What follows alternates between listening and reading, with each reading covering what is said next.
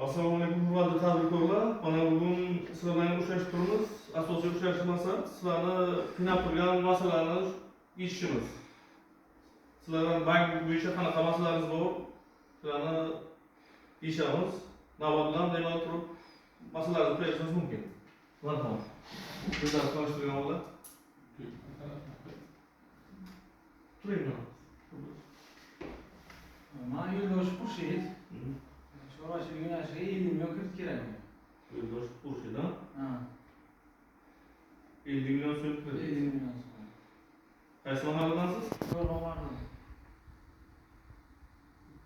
O'z masalangiz yo'q bo'ladimi? Marhamat. Siz